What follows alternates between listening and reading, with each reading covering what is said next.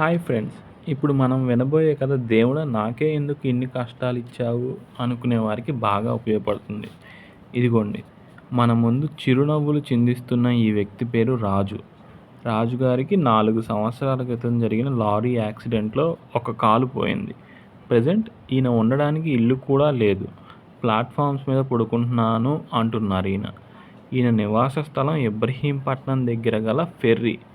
కాళ్ళు 2 బాగున్నప్పుడు వడ్రంగి పని, ఇంకా ఎలక్ట్రీషియన్ పని చేసేవారంట. ఇప్పుడు ఇదిగోండి ఇలా పడవలకి సంబంధించిన పని చేస్తున్నారు. పని ఉన్న రోజు కూలి, లేకపోతే లేదు. ఈయన ఒంటరిగా నివసిస్తున్నారంట. ఇన్ని కష్టాలు ఉన్నా చెక్కు చెదరని ఆత్మవిశ్వాసంతో ఎవరి దగ్గర చెయ్యి చాచకుండా తన సంపాదన తానే సంపాదించుకుంటూ బతుకుతున్నారు. వికలాంగ పెన్షన్‌కు అప్లై చేశారు, కానీ అది ఇంకా అందడం లేదంట. అప్లై చేసి కూడా చాలా నెలలు అవుతుంది. మీరు ఈ వీడియోని వీలైనంత మందికి షేర్ చేయండి ఫ్రెండ్స్.